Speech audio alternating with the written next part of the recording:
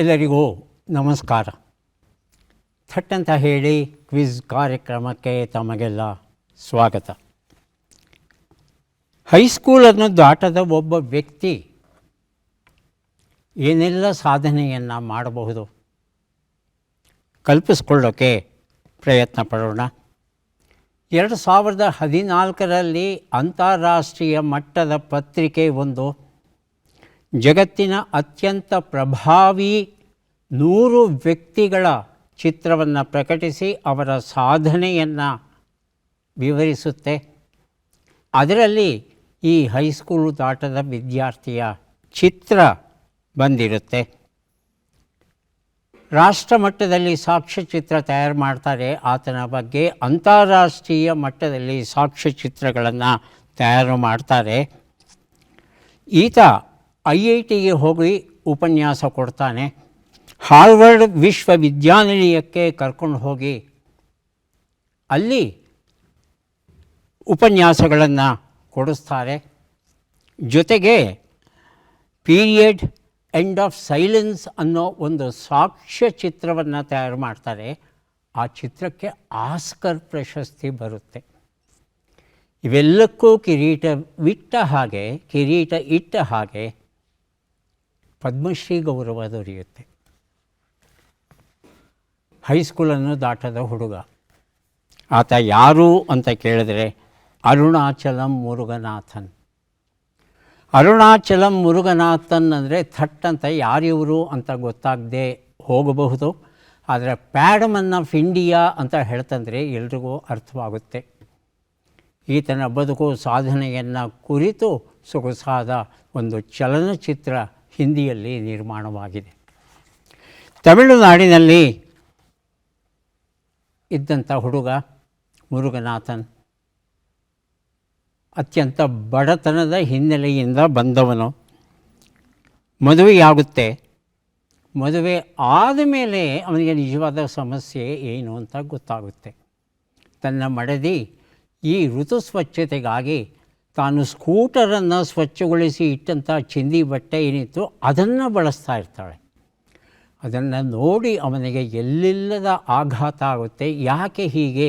ಸ್ವಚ್ಛತೆಯ ಪ್ರಾಥಮಿಕ ಪರಿಭಾಷೆಯೂ ನಮಗೆ ಗೊತ್ತಿಲ್ವಲ್ಲ ಅಂತ ಯೋಚನೆ ಮಾಡಿದಾಗ ನಿಜವಾದ ಸಮಸ್ಯೆ ಏನು ಅನ್ನೋದು ಆತನ ಪರಿಕಲ್ಪನೆಗೆ ಬಂದಾಗ ಇದಕ್ಕೆ ಒಂದು ಪರಿಹಾರವನ್ನು ಹುಡುಕಬೇಕು ಅಂತ ಪ್ರಯತ್ನ ಪಡ್ತಾನೆ. ನಾನಾ ರೀತಿಯ ಪ್ರಯೋಗಗಳನ್ನು ಮಾಡ್ತಾನೆ. ತನ್ನ ಪ್ರಯೋಗಗಳನ್ನು ಕಾರ್ಯರೂಪಕ್ಕೆ ತರೋದಕ್ಕೆ ಯಾರಾದರೂ ಬರಬೇಕಲ್ಲ. ಹೆಂಡತಿಗೆ ಹೇಳ್ತಾನೆ, ತಂಗಿಗೆ ಹೇಳ್ತಾನೆ. ಕೊನೆಗೆ ಅವರು ಬೇಸರ ಬಂದ, ಅಯ್ಯೋ ನಮ್ಗೆ ಗೋಳು ಹೊಯ್ಕೋಬೇಡಪ್ಪ, ನೀನು ದೂರ ಹೋಗು ಅಂತ ಕಳಿಸ್ಬಿಡ್ತಾರೆ. ಕೊನೆಗೆ ಹತ್ತಿರದ ವೈದ್ಯಕೀಯ ವಿದ್ಯಾಲಯದ ವಿದ್ಯಾರ್ಥಿನಿಯರನ್ನು ಪ್ರಾರ್ಥಿಸ್ಕೊಂಡು ನಾನು ಈ ರೀತಿಯಾದ ಋತುಸ್ರಾವ ಹೀರಿಕೆಗಳನ್ನು ಪ್ಯಾಡ್ಗಳನ್ನು ತಯಾರು ಮಾಡ್ತಾ ಇದ್ದೇನೆ, ಇದು ಪರಿಣಾಮಕಾರಿಯೋ ಹೌದೋ ಅಲ್ವೋ ಅನ್ನೋದನ್ನು ನೀವು ಹೇಳಬೇಕು, ದಯವಿಟ್ಟು ಸಹಾಯ ಮಾಡಿ ಅಂದಾಗ ಆರಂಭದಲ್ಲಿ ಸಹಾಯ ಮಾಡಿದ್ರು.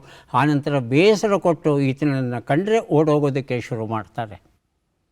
ಕೊನೆಗೆ ಈತನಿಗೆ ಏನು ಅನಿಸುತ್ತಂದರೆ ಯಾಕೆ ಅವರಿವರನ್ನು ಕೇಳಬೇಕು, ನಾನೇ ಯಾಕೆ ಪ್ರಯೋಗ ಮಾಡ್ಕೋಬಾರ್ದು ಅಂತ ಹೇಳಿ ಕುರಿ ರಕ್ತವನ್ನು ಒಂದು ಬ್ಲಾಡರ್, ಒಂದು ಚರ್ಮದ ಚೀಲದ ಒಳಗೆ ತುಂಬಿ ತಾನೇ ಅದನ್ನು ಸೊಂಟಕ್ಕೆ ಕಟ್ಟಿಕೊಂಡು ಈ ಪ್ಯಾಡ್ಗಳಲ್ಲಿ ಯಾವುದು ಸರಿಯಾಗಿ ಹೀರುತ್ತೆ ಹೀಗೆಲ್ಲ ಪ್ರಯೋಗಗಳನ್ನು ಮಾಡಿ ಕೊನೆಗೆ ಒಂದು ಪ್ರಮಾಣಬದ್ಧವಾದ ಹೀರಕವನ್ನು ಅಬ್ಸಾರ್ಬೆಂಟ್ನ ಕಂಡು ಹಿಡಿದು ಇವನು ಒಂದು ಕಾರ್ಖಾನೆಗಳಲ್ಲಿ ಕೆಲಸ ಮಾಡ್ತಾ ಇದ್ದ ಕಾರಣ, ಯಂತ್ರಗಳ ದುರಸ್ತಿ ಗೊತ್ತಿದ್ದ ಕಾರಣ ಇವನೇ ಒಂದು ಯಂತ್ರವನ್ನು ರೂಪಿಸಿ ಪ್ಯಾಡ್ಗಳನ್ನು ತಯಾರು ಮಾಡಿ ಅದನ್ನು ಅತ್ಯಂತ ಕಡಿಮೆ ಬೆಲೆಗೆ ವಿತರಿಸೋಕ್ಕೆ ಶುರು ಮಾಡ್ತಾನೆ.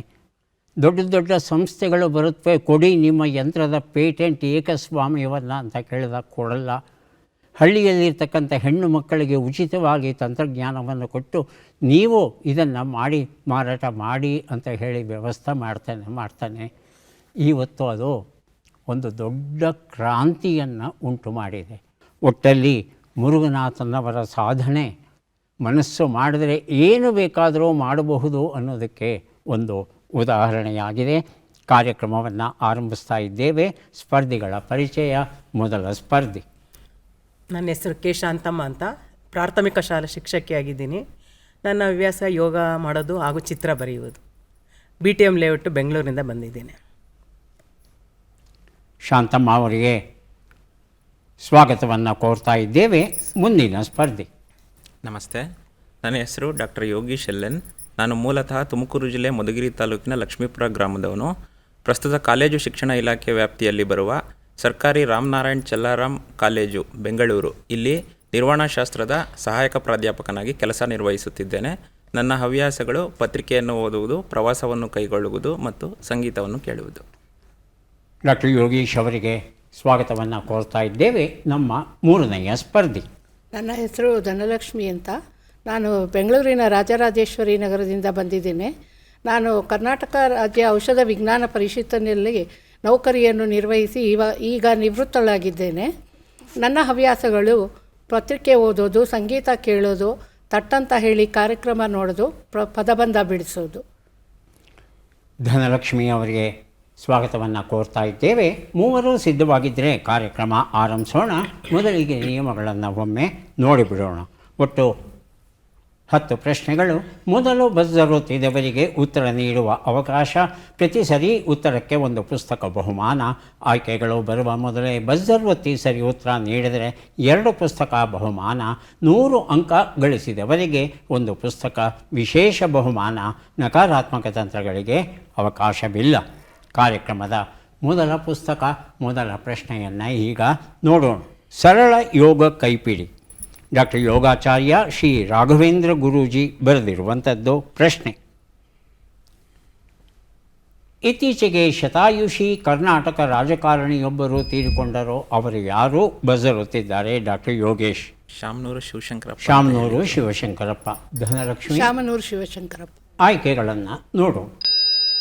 ಸುರೇಶ್ ಕಲ್ಮಾಡಿ, ಭೀಮಣ್ಣ ಖಂಡ್ರೆ, ಶಾಮನೂರು ಶಿವಶಂಕರಪ್ಪ ಹಾಗೂ ಶಿವರಾಜ ಪಾಟೀಲ್. ಉತ್ತರವನ್ನು ನೋಡು. ಸರಿಯಾದ ಉತ್ತರ ಭೀಮಣ್ಣ ಖಂಡ್ರೆ ಆಗಿತ್ತು. ಭೀಮಣ್ಣ ಖಂಡ್ರೆ ಅವರು ನವೆಂಬರ್ 1, 1925 ಅವರು ಭಾಲ್ಕೆಯಲ್ಲಿ ಜನಿಸ್ತಾರೆ. ಜನವರಿ 16, 2026 ಭಾಲ್ಕೆಯಲ್ಲೇ ಅವರು ಮರಣಿಸ್ತಾರೆ. ಹಾಗಾಗಿ 100 ವರ್ಷಗಳನ್ನು ಅವರು ಪೂರೈಸಿದ್ದಾರೆ. ಶಾಮನೂರು ಶಿವಶಂಕರಪ್ಪ ಅವರೂ ಸಹ ನಮ್ಮ ನಡುವೆ ಇದ್ದಂಥ ಅತ್ಯಂತ ಹಿರಿಯ ರಾಜಕಾರಣಿ. ಅವರು ಮರಣ ಹೊಂದಿದಾಗ ಅವರಿಗೆ 94 ವರ್ಷ ವಯಸ್ಸು ಆಗಿತ್ತು. ಭೀಮಣ್ಣ ಖಂಡ್ರೆ ಅವರು BA LLB ಅಧ್ಯಯನ ಮಾಡಿ ಭಾಲ್ಕಿ ಕ್ಷೇತ್ರದಿಂದ 4 ಬಾರಿ ಶಾಸಕರಾಗಿ ಅವರು ಆಯ್ಕೆಯಾಗಿದ್ದರು. MLCಯಾಗಿ 2 ಬಾರಿ ಹಾಗೂ ಸಾರಿಗೆ ಇಲಾಖೆಯ ಸಚಿವರಾಗಿ ಕೆಲಸವನ್ನು ಮಾಡಿದಂಥ ಅನುಭವ ಉಂಟು. ನಮ್ಮ ನಡುವೆ ಇದ್ದಂಥ ಹಿರಿಯ ಮಾಗಿದ ಪಕ್ವ ರಾಜಕಾರಣಿ ಈಗ ನಮ್ಮನ್ನು ಬಿಟ್ಟು ಅಗಲಿದ್ದಾರೆ. ಮುಂದಿನ ಪುಸ್ತಕ ಮತ್ತು ಪ್ರಶ್ನೆ: ಕಂಚುಗನ್ನಡಿ ನಾಟಕ. ಉಷಾ ನರಸಿಂಹನ್ ಬರೆದಿರುವಂಥದ್ದು ನಮ್ಮ ಪ್ರಶ್ನೆ. 2026ನೇ ಸಾಲಿನ ಬೆಂಗಳೂರು ಹಬ್ಬ ಎಷ್ಟು ದಿನಗಳ ಕಾಲ ನಡೆಯಿತು? ಆಯ್ಕೆಗಳನ್ನು ನೋಡೋಣ. ಅನ್ನೋಷ್ಟರಲ್ಲಿ ಡಾಕ್ಟರ್ ಯೋಗೀಶ್ ಬಜರ್ ಒತ್ತಿದ್ದಾರೆ. ಉತ್ತರ 10 ದಿನಗಳು. ವಾರಗಳ ದಿನಗಳು. ಇನ್ಯಾರಾದರೂ ಉತ್ತರ ಕೊಡೋರಿದ್ದೀರಾ? ಆಯ್ಕೆಗಳನ್ನು ನೋಡೋಣ. ಆಯ್ಕೆಗಳು: 12 ದಿನ, 5 ದಿನ, 3 ದಿನ, 10 ದಿನ. ಡಾಕ್ಟರ್ ಯೋಗೇಶ್ ಹೇಳ್ತಿದ್ದಾರೆ 10 ದಿನ ಅಂತ. ಹೌದಾ? ನೋಡು. 10 ದಿನ ಉತ್ತರ ಸರಿಯಾಗಿದೆ. ಕಂಚುಗನ್ನಡಿ ಎನ್ನುವ ಈ ನಾಟಕದ ಪುಸ್ತಕ. ಆಯ್ಕೆಗಳು ಬರೋದಕ್ಕೆ ಮೊದಲೇ ತಾವು ಸರಿ ಉತ್ತರ ಕೊಟ್ಟಿರೋ ಕಾರಣ ಸರಳ ಯೋಗ ಕೈಪಿಡಿ ಎನ್ನುವ ಇನ್ನೊಂದು ಪುಸ್ತಕ, 2 ಪುಸ್ತಕವನ್ನು ಡಾಕ್ಟರ್ ಯೋಗೀಶ್ ಅವರಿಗೆ ಕೊಟ್ಟಿದ್ದೇವೆ. ಅನ್ಬಾಕ್ಸಿಂಗ್ ಬ್ಯಾಂಗ್ಳೂರ್ ಫೌಂಡೇಶನ್ ಅಂತ ಒಂದು ಖಾಸಗಿ ಸಂಸ್ಥೆ ಕರ್ನಾಟಕ ಸರ್ಕಾರದ ಜೊತೆ ಕೂಡಿ ಬೆಂಗಳೂರಿನ ವಿವಿಧ ಸ್ಥಳಗಳಲ್ಲಿ ಸುಮಾರು 350ಕ್ಕೂ ಹೆಚ್ಚಿನ ಚಟುವಟಿಕೆಗಳನ್ನು ಈ ಬೆಂಗಳೂರು ಹಬ್ಬದ ಅಂಗವಾಗಿ ಹಮ್ಮಿಕೊಂಡಿತ್ತು. ಕಲೆ, ನೃತ್ಯ, ಸಂಗೀತ, ಜಾನಪದ, ಚಲನಚಿತ್ರ, ಭಾಷಣ, ಚರ್ಚೆ ಇತ್ಯಾದಿಗಳೆಲ್ಲ. ಬೆಂಗಳೂರಿನ ಫ್ರೀಡಮ್ ಪಾರ್ಕ್ ಪ್ರಧಾನ ಸ್ಥಳವೂ ಆಗಿತ್ತು. ಮುಂದಿನ ಪುಸ್ತಕ ಮತ್ತು ಪ್ರಶ್ನೆಯನ್ನು ನೋಡೋಣ. ಸಾಗರ ಸೃಷ್ಟಿ. ಸಂತೋಷ್ ಕುಮಾರ್ ಟಿ ಎಚ್ ಬರೆದಂಥ ಪುಸ್ತಕ ನಮ್ಮ ಪ್ರಶ್ನೆ. Digital public infrastructure of India DPI ಯಾವ 3 ಮಹಾಸ್ತಂಭಗಳ ಮೇಲೆ ನಿಂತಿದೆ? ಅಂದರೆ ಡಿಜಿಟಲ್ ಕ್ಷೇತ್ರದಲ್ಲಿ ಭಾರತ ಜಾಗತಿಕ ಮಟ್ಟದ ಹೆಸರನ್ನು ಗಳಿಸೋದಕ್ಕೆ ಈ 3 ಕ್ಷೇತ್ರಗಳು ಬಹಳ ಮುಖ್ಯ. ಆ 3 ಕ್ಷೇತ್ರ ಯಾವುದು ಅಂತ ತಿಳ್ಕೊಬೇಕಾಗಿದೆ. ಆಯ್ಕೆಗಳನ್ನು ನೋಡ್ತಾ ಹೋಗೋಣ. ಒಂದು NEFTI, RTGS, IMPS, passport, voter ID, driving licence, PAN, GST, FASTag, Aadhaar, UPI, DigiLocker. ಮೊದಲಿಗೆ ಡಾಕ್ಟರ್ ಯೋಗೇಶ್, ಅನಂತರ ಶಾಂತಮ್ಮ. ಆಯ್ಕೆ 4 ಆಧಾರ್, UPI, ಡಿಜಿಲಾಕರ್ ಅಂತ ಹೇಳ್ತಾ ಇದ್ದಾರೆ. Shantamma. Third one PAN GS. ಮೂರನೇದು ಪ್ಯಾನ್, GST, ಫಾಸ್ಟ್ಯಾಗ್. ಉತ್ತರವನ್ನು ನೋಡೋಣ. ಆಧಾರ್, UPI, ಡಿಜಿಲಾಕರ್ ಸರಿಯಾದ ಉತ್ತರ. ಸಾಗರ ಸೃಷ್ಟಿ ಎನ್ನುವ ಈ ಒಂದು ಪುಸ್ತಕವನ್ನು ಡಾಕ್ಟರ್ ಯೋಗೇಶ್ ಅವರಿಗೆ ಕೊಟ್ಟಿದ್ದೇವೆ. ಆಧಾರ್ ಪ್ರತಿಯೊಬ್ಬ ಭಾರತೀಯನ ವೈಯಕ್ತಿಕ ಮಾಹಿತಿಯನ್ನು ಡಿಜಿಟಲ್ ರೂಪದಲ್ಲಿ ಒಳಗೊಂಡಿರುವಂಥ ಒಂದು ಗುರುತಿನ ಚೀಟಿ. UPI ನಮಗೆಲ್ಲ ಗೊತ್ತಿರೋ ಹಾಗೆ ಹಣಕಾಸಿನ ವ್ಯವಹಾರ, ವಾಣಿಜ್ಯ ವ್ಯವಹಾರ, ಸಣ್ಣ ಪುಟ್ಟ ಏನು ಇವತ್ತು ನಡೀತಾ ಇದೆ. ಜಗತ್ತಿನಲ್ಲಿ ಯಾವುದೇ ದೇಶದಲ್ಲಿ ಈ ಪ್ರಮಾಣದಲ್ಲಿ ನಡೀತಾ ಇಲ್ಲ. ನಾವು ನಡೆಸ್ತಾ ಇದ್ದೇವೆ. ಸಣ್ಣ ತರಕಾರಿ ಮಾರೋರಿಂದ ಹಿಡಿದು ಕಡಲೆಕಾಯಿ ಮಾರೋರಿಂದ ಹಿಡಿದು ಬ್ಯಾಂಕುಗಳವರೆಗೆ ವ್ಯವಹಾರವನ್ನು ಮಾಡಬಹುದಾಗಿದೆ ನಾವು UPI ಸಹಾಯದಿಂದ. ಇನ್ನು ಡಿಜಿಲಾಕರ್ ಹೆಚ್ಚಿನ ಜನಕ್ಕೆ ಪರಿಚಯ ಇಲ್ಲದೇ ಇರಬಹುದು, ಪರಿಚಯ ಮಾಡಿಕೊಳ್ಳೋದು ಒಳ್ಳೆಯದು. ನಮ್ಮಲ್ಲಿ ಇರ್ತಕ್ಕಂಥ ಅಮೂಲ್ಯ ದಾಖಲೆಗಳು ಏನಿದೆ, ಡಾಕ್ಯುಮೆಂಟ್ಸ್ ಏನಿದೆ, ಅವುಗಳನ್ನು ರಕ್ಷಿಸಿ ಇಡಬಹುದು ಡಿಜಿಟಲ್ ರೂಪದಲ್ಲಿ. ಮುಂದಿನ ಪುಸ್ತಕ ಮತ್ತು ಪ್ರಶ್ನೆಯನ್ನು ನೋಡೋಣ. ಜನಸಾಮಾನ್ಯರಿಗಾಗಿ ಕಾನೂನು ಮಾಹಿತಿ, ಕರ್ನಾಟಕ ರಾಜ್ಯ ಕಾನೂನು ಸೇವೆಗಳ ಪ್ರಾಧಿಕಾರ ಇದನ್ನು ಪ್ರಕಟಿಸಿದ್ದಾರೆ. ನಮ್ಮ ಪ್ರಶ್ನೆ, UPI ಎಂದರೆ ಏನು? Doctor Yogish. Unified payment interface. ಇನ್ಯಾರಾದರೂ ಉತ್ತರ ಕೊಡೋರಿದ್ದೀರಾ? ಆಯ್ಕೆಗಳು ಕೊಡಲ. ಆಯ್ಕೆಗಳನ್ನು ನೋಡೋಣ.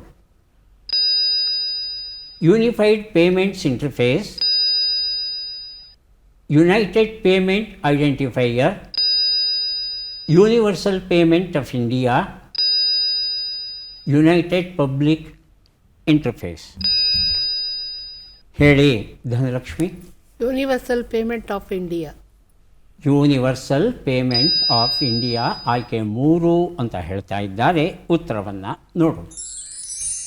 ಯೂನಿಫೈಡ್ ಪೇಮೆಂಟ್ಸ್ ಇಂಟರ್ಫೇಸ್ ಅನ್ನೋದು ಸರಿಯಾದ ಉತ್ತರ ಆಗಿತ್ತು. ಡಾಕ್ಟರ್ ಯೋಗೇಶ್ ಈ ಉತ್ತರವನ್ನು ಕೊಟ್ಟಿದ್ದಾರೆ. ಜನಸಾಮಾನ್ಯರಿಗಾಗಿ ಕಾನೂನು ಮಾಹಿತಿ ಈ ಪುಸ್ತಕವನ್ನು ಕೊಟ್ಟಿದ್ದೀರಿ. ತಮಗೆ ಆಯ್ಕೆಗಳು ಬರೋಕ್ಕೆ ಮೊದಲೇ ಉತ್ತರ ಕೊಟ್ಟಿದ್ದೀರಿ ಅಲ್ವಾ?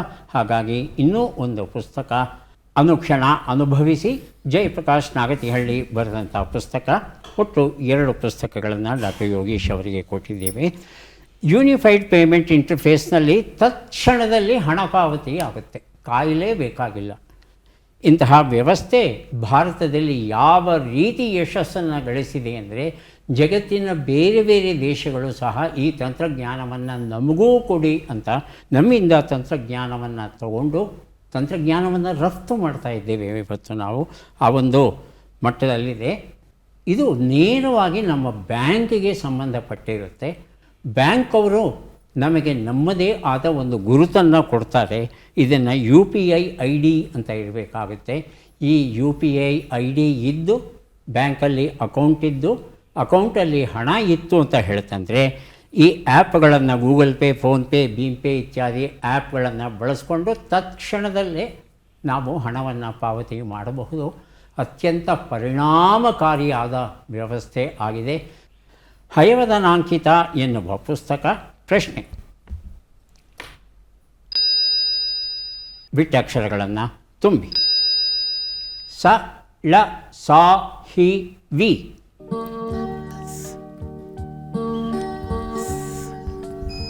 ಬಜರ್ ಒತ್ತಿದ್ದಾರೆ doctor Yogesh. Sir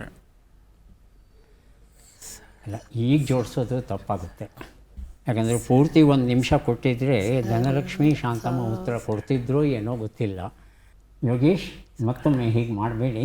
okay sir. ಹೀಗೆ ಮಾಡಿದ್ರೆ ಇದನ್ನು ನಕಾರಾತ್ಮಕ ತಂತ್ರ ಅಂತ ಪರಿಗಣಿಸಿ ದಂಡ ಹಾಕಬೇಕಾಗುತ್ತೆ. ಈಗ ಉತ್ತರವನ್ನು ನೋಡೋಣ. ಸರಳ ಸಾಮೂಹಿಕ ವಿವಾಹ ಅನ್ನೋದು ಸರಿಯಾದ ಉತ್ತರ ಆಗಿತ್ತು. ಚಹಾದ ಜೋಡಿ ಚೂಡಾದಾಂಗ ಡಾಕ್ಟರ್ ಸಿದ್ಧಲಿಂಗಪಟ್ಟಣ ಶೆಟ್ಟಿ ಅವರು ಬರೆದ ಅಂಕಣ ಬರಹಗಳ ಸಂಗ್ರಹ ಈ ಒಂದು ಪುಸ್ತಕ. ಪ್ರಶ್ನೆ: ಈ ಕೆಳಗಿನ ಲೆಕ್ಕಗಳನ್ನು ಪೂರ್ಣಗೊಳಿಸಿ ಉತ್ತರಗಳನ್ನೆಲ್ಲ ಕೂಡಿ ಅಂತಿಮ ಉತ್ತರವನ್ನು ನೀಡಿ. 65 ಕೂಡು 37, 88 ಕಳೆ 41, 25 ಗುಣಿಸು 8, 300 ಭಾಗಿಸು 10.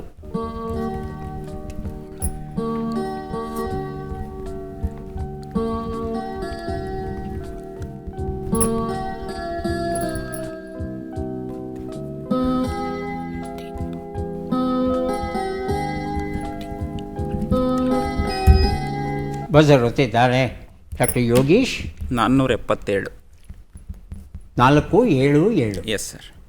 ಶಾಂತಮ್ಮ ಮತ್ತು ಧನಲಕ್ಷ್ಮಿ, ಲೆಕ್ಕ ಪೂರ್ಣವಾಗಿದ್ದರೆ ಬಜರ್ ಒತ್ತಿ ಉತ್ತರವನ್ನು ಕೊಡಿ. ಹೇಳಿಮ್ಮ. 3, 7, 9, 379. 379 ಭಿನ್ನವಾದ ಉತ್ತರ. ಉತ್ತರವನ್ನು ನೋಡ್ತಾ ಹೋಗೋಣ. ಒಂದು ಉತ್ತರ.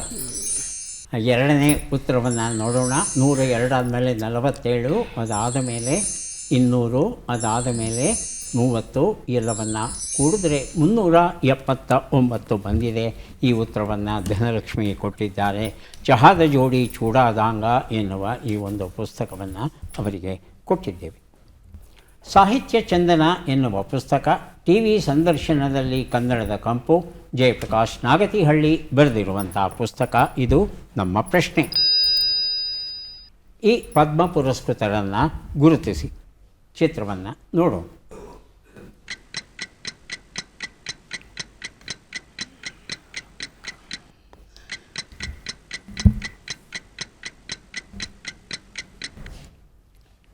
ಆಯ್ಕೆಗಳನ್ನು ನೋಡೋಣ.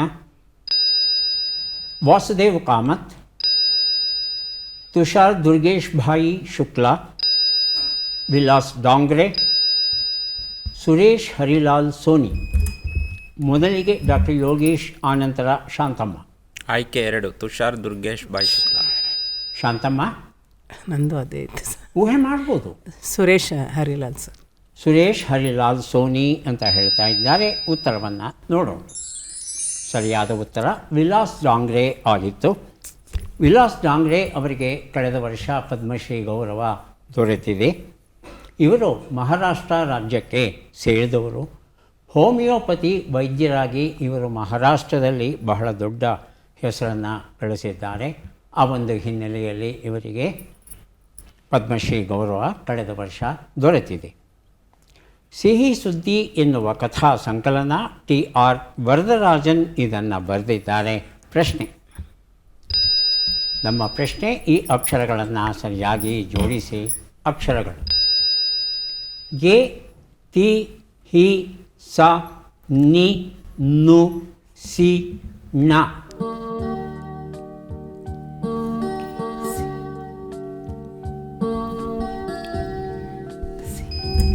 ಬಜರುತ್ತಿದ್ದಾರೆ ಡಾಕ್ಟರ್ ಯೋಗೇಶ್. ಸಿಹಿ ಗೆಣಸ ತನ್ನಿ. ಹಾಂ ಸಾವಕಾಶವಾಗಿ ಇನ್ನೊಂದು ಸಲ ಹೇಳಿ.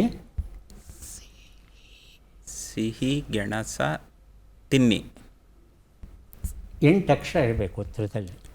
ಉತ್ತರ ಸರಿ ಇದೆ ನಿಮ್ಮದು. ಸರ್. ಒಂದು ಅಕ್ಷರದಲ್ಲಿ ಆ ಕಡೆ ಈ ಕಡೆ ಸಣ್ಣ ಗೊಂದಲ ಆಗ್ತಾ ಇದೆ, ಹಾಗಾಗಿ ಕೇಳ್ತಾ ಇದ್ದೇನೆ. ಯೋಗೀಶ್ ಅವರೇ, ಧನಲಕ್ಷ್ಮಿ ಸಿದ್ಧವಾಗಿದ್ದಾರೆ. ಒಂದು ಅವಕಾಶ ತಿದ್ದುಕೊಳ್ಳಿ, ಇಲ್ಲಾಂದರೆ ಧನಲಕ್ಷ್ಮಿ ಅವ್ರನ್ನ ಕೇಳ್ತೇನೆ. ಧನಲಕ್ಷ್ಮಿ. ಸಿಹಿ ಗೆಣಸನ್ನು ತಿನ್ನಿಸಿ. ಶಾಂತಮ್ಮ. ಸಿಹಿ ಗೆಣಸ ತಿನ್ನಿ. ಸ್ಪಷ್ಟವಾಗಿ ಹೇಳಿ. ಸಿಹಿ ಗೆಣಸ ತಿನ್ನಿ. ಸಿಹಿ ಗೆಣಸ ತಿನ್ನಿ. ತಿನ್ನಿ. ಇನ್ನೊಂದು ಅಕ್ಷರ ಬಿಟ್ರಿ ನೀವು. ಉತ್ತರವನ್ನು ನೋಡೋಣ. ಸಿಹಿ ಗೆಣಸನ್ನು ತಿನ್ನಿ ಅಷ್ಟೇ. ಬರ್ದಿದ್ದೆ ಬಿಟ್ಟೆ ಬರ್ದೆ. 3 ಪುಸ್ತಕಗಳನ್ನು ಕೊಡೋದಕ್ಕೆ ನಾವು ಸಿದ್ಧವಾಗ್ತಾ ಇದ್ದೇವೆ. ಪದಬಂಧ ಈಗ ಬಂತು. ಸುಳುಹುಗಳನ್ನು ನೋಡೋಣ.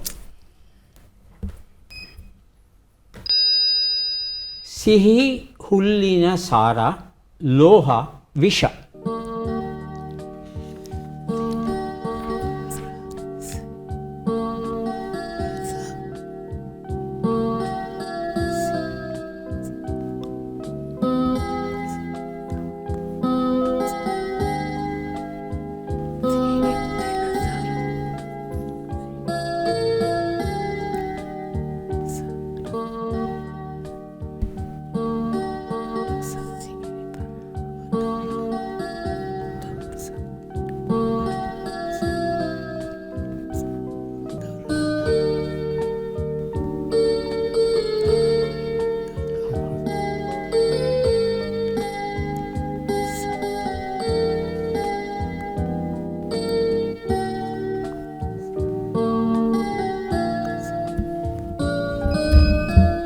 ಮೊದಲಿಗೆ ಡಾಕ್ಟರ್ ಯೋಗೇಶ್, ಆನಂತರ ಧನಲಕ್ಷ್ಮಿ.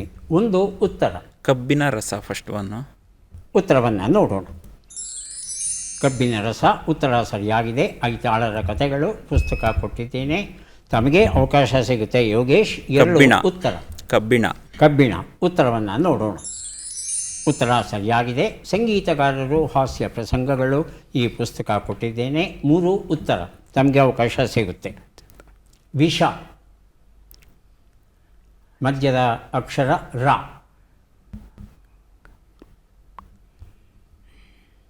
ಏಳನೇದಾಗಿ ಬಜರುತ್ತಿದ್ದಾರೆ ಧನಲಕ್ಷ್ಮಿ. ಗರಳ ಉತ್ತರವನ್ನು ನೋಡೋಣ. ಗರಳ ಉತ್ತರ ಸರಿಯಾಗಿದೆ. ಮುಂಗಾರು ಹನಿಗಳು ಎನ್ನುವ ಚುಟುಕು ಪುಸ್ತಕ ಕೊಟ್ಟಿದ್ದೇನೆ. ನಂಜನಗೂಡು ಅಚ್ಚ ಕನ್ನಡದ ಹೆಸರು. ಸಂಸ್ಕೃತದಲ್ಲಿ ಅದನ್ನು ಗರಳಪುರಿ ಅಂತ ಕರೀತಾರೆ. ಸೊ ಗರಳ ಅಂತ ಹೇಳ್ತಂದರೆ ನಂಜು ಅಥವಾ ವಿಷ ಎನ್ನುವ ಅರ್ಥ ಬರುತ್ತೆ. ಈಗ ಕಾರ್ಯಕ್ರಮದ ಕೊನೆಯ ಘಟ್ಟಕ್ಕೆ ಬಂದಿದ್ದೇವೆ. ಚಟ್ಪಟ್ ಚಿನ್ಕೊಳ್ಳಿ. 5 ಪ್ರಶ್ನೆಗಳು. ಮೊದಲ ಅವಕಾಶ ಶಾಂತಮ್ಮ ಅವರಿಗೆ ಬರ್ತಾ ಇದೆ. ಆರಂಭಿಸಬಹುದಾ? ಮೊದಲ ಪ್ರಶ್ನೆ. ಹಣ್ಣು ಹಾಗಲಕಾಯಿಯಾಗು ಎಂಬ ನುಡಿಗಟ್ಟಿನ ಅರ್ಥವೇನು? ಜೀರ್ಣವಾಗು, ರುಚಿಯಾಗು. ಜೀರ್ಣವಾಗು. ಮುಂದಿನ ಪ್ರಶ್ನೆ. ಕಿರಿದಾದ ಬಾಯುಳ್ಳ ಪಾತ್ರೆ ಎಂಬ ಅರ್ಥವನ್ನು ಕೊಡುವ ಶಬ್ದ ಯಾವುದು? ಗಿಂಟ, ಗಿಂಡಿ. ಗಿಂಟ. ಮುಂದಿನ ಪ್ರಶ್ನೆ. ಮೊದಲು ಹುಟ್ಟಿದ ಮನುಷ್ಯನು ಯಾರು? ಮನು, ಇಂದ್ರ. ಮನು. ಮುಂದಿನ ಪ್ರಶ್ನೆ. ಈ ಗಾದೆಯನ್ನು ಪೂರ್ಣಗೊಳಿಸಿ. ಪಂಚಾಯತಿಗೆ ಪಗಾರವಿಲ್ಲ. ಮುಂದಿನ ಪ್ರಶ್ನೆ. ಈ ಒಗಟನ್ನು ಬಿಡಿಸಿ. ಅಂಗೈಯಗಲದ ಹೊಲ, ಮುಂಗೈಯಗಲದ ಬದು, ನೀರು ಹಿಂಗಿದಂತೆಲ್ಲ ನೀರು ಬಿಡ್ತಾನೇ ಇರಬೇಕು.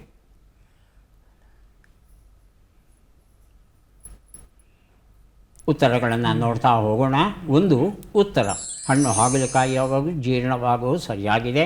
2ನೇ ಪ್ರಶ್ನೆಗೆ ಉತ್ತರ ಗಿಂಡಿ ಆಗಿತ್ತು. 3ನೇ ಪ್ರಶ್ನೆಗೆ ಉತ್ತರ ಮನು ಸರಿಯಾಗಿದೆ. 4ನೇ ಪ್ರಶ್ನೆಗೆ ಉತ್ತರ ಪಂಚಾಯಿತಿಗೆ ಪಗಾರವಿಲ್ಲ, ಕತ್ತೆಗೆ ಮೂಗುದಾರವಿಲ್ಲ. 2 ವ್ಯರ್ಥ ಅನ್ನೋ ಅರ್ಥದಲ್ಲಿ ಹಣಕಾಸಿನ ದೃಷ್ಟಿಯಿಂದ.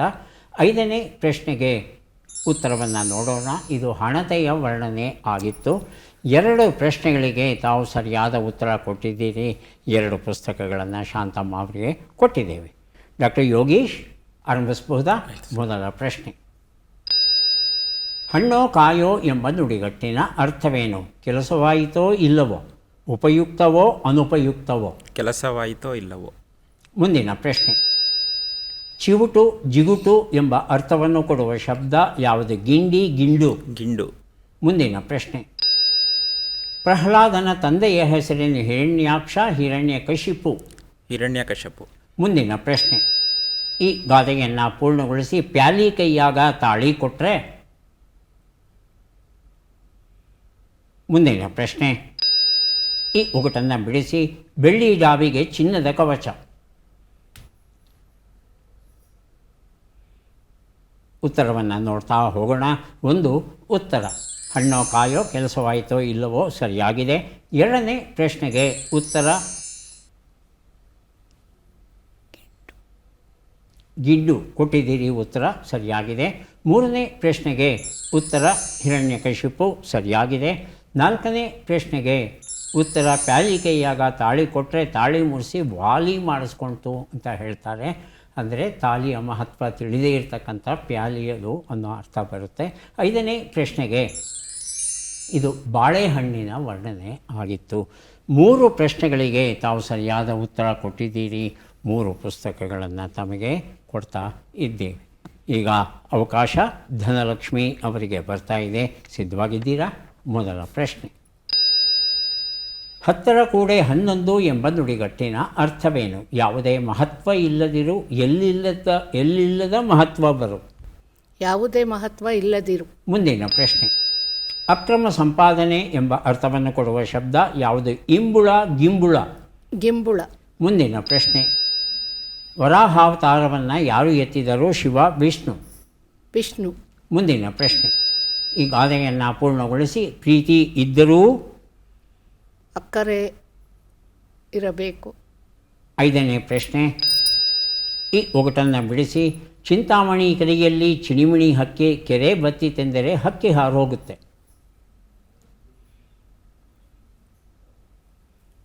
ಉತ್ತರವನ್ನು ನೋಡ್ತಾ ಹೋಗೋಣ.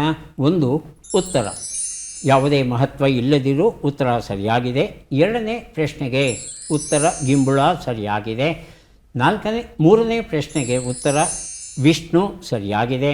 4ನೇ ಪ್ರಶ್ನೆಗೆ ಉತ್ತರ ಪ್ರೀತಿ ಇದ್ದರೂ ನೀತಿ ಬಿಡಬೇಡ, ಇದು ಬಹಳ ಮುಖ್ಯವಾದದ್ದು. 5ನೇ ಪ್ರಶ್ನೆಗೆ ಉತ್ತರ ಇದು ಹಣತೆಯ ವರ್ಣನೆ ಆಗಿತ್ತು. ಎಷ್ಟು? 3 ಪ್ರಶ್ನೆಗೆ ಸರಿ ಉತ್ತರ ಕೊಟ್ಟರೆ 3 ಪುಸ್ತಕಗಳನ್ನು ತಮಗೆ ಕೊಡ್ತಾ ಇದ್ದೇವೆ. ಯಾರಿಗೆ ಎಷ್ಟು ಪುಸ್ತಕ ಬಂದಿದೆ ಅದನ್ನು ನೋಡುವ ಕ್ಷಣ ಈಗ ಬಂತು. ಶಾಂತಮ್ಮ ಅವರು ಪುಸ್ತಕಗಳನ್ನು ಸ್ವೀಕರಿಸಬೇಕು. ಕಾರ್ಯಕ್ರಮದಲ್ಲಿ ಭಾಗಿಯಾಗಿದ್ದಕ್ಕೆ ನಮಗೆ ಧನ್ಯವಾದಗಳನ್ನು ಅರ್ಪಿಸ್ತಾ ಇದ್ದೇವೆ. ಯೋಗೀಶ್ ಅವರಿಗೆ 10 ಪುಸ್ತಕಗಳು ದೊರೀತಾ ಇವೆ. ಸ್ವೀಕರಿಸಿ ಅಭಿನಂದನೆಗಳು. 10 ಪುಸ್ತಕವನ್ನು ಪಡೆದವರಿಗೆ ಒಂದು ವಿಶೇಷ ಪುಸ್ತಕವನ್ನು ಬಹುಮಾನವಾಗಿ ಕೊಡ್ತೇವೆ. ಹರಿದಾಸರ ಅಪೂರ್ವ ಹಾಗೂ ಜನಪ್ರಿಯ ಭಜನೆಯ ಹಾಡುಗಳು. ವಿದ್ಯಾವಾಚಸ್ಪತಿ ಡಾಕ್ಟರ್ ಅರುಳ್ ಮಲ್ಲಿಗೆ ಪಾರ್ಥಸಾರಥಿ ಈ ಪುಸ್ತಕವನ್ನು ಸಂಪಾದಿಸಿದ್ದಾರೆ. ಬಹಳ ಒಳ್ಳೆಯ ಪುಸ್ತಕ. ತಮಗೆ ಸಂತೋಷದಿಂದ ಕೊಡ್ತಾ ಇದ್ದೇವೆ. ಮತ್ತೊಮ್ಮೆ ಅಭಿನಂದನೆಗಳು. ಧನಲಕ್ಷ್ಮಿ ಅವರಿಗೆ 5 ಪುಸ್ತಕ ದೊರೀತಾ ಇದೆ. ಸ್ವೀಕರಿಸಿ ಅಭಿನಂದನೆಗಳು.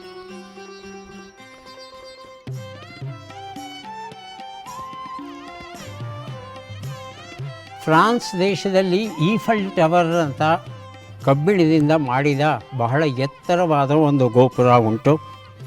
ವಿಶೇಷ ಅಂದರೆ ಈ ಗೋಪುರ ಬೇಸಿಗೆಯ ದಿನಗಳಲ್ಲಿ ಬೆಳೆಯುತ್ತಂತೆ. ಎಷ್ಟು ಬೆಳೆಯುತ್ತೆ ಅಂದರೆ ಸುಮಾರು 15 ಸೆಂಟಿಮೀಟರ್ ಬೆಳೆಯುತ್ತಂತೆ. ಅರೆ, ಲೋಹದ ಗೋಪುರ ಅಂದರೆ ಅದು ಹೇಗೆ ಬೆಳೀಲಿಕ್ಕೆ ಸಾಧ್ಯ ಅಂದರೆ ಬಿಸಿಲಿಗೆ ಲೋಹ ಕಾದು ಹಿಗ್ಗುತ್ತಲ್ಲ, ಆ ಹಿಗ್ಗುವಿಕೆಯನ್ನೆಲ್ಲ ಒಟ್ಟಿಗೆ ಲೆಕ್ಕ ಹಾಕಿದ್ರೆ ಅದು ಸುಮಾರು 15 ಸೆಂಟಿಮೀಟರಷ್ಟು ಆಗುತ್ತಂತೆ. ಮತ್ತೆ ಭೇಟಿಯಾಗೋಣ. ನಮಸ್ಕಾರ.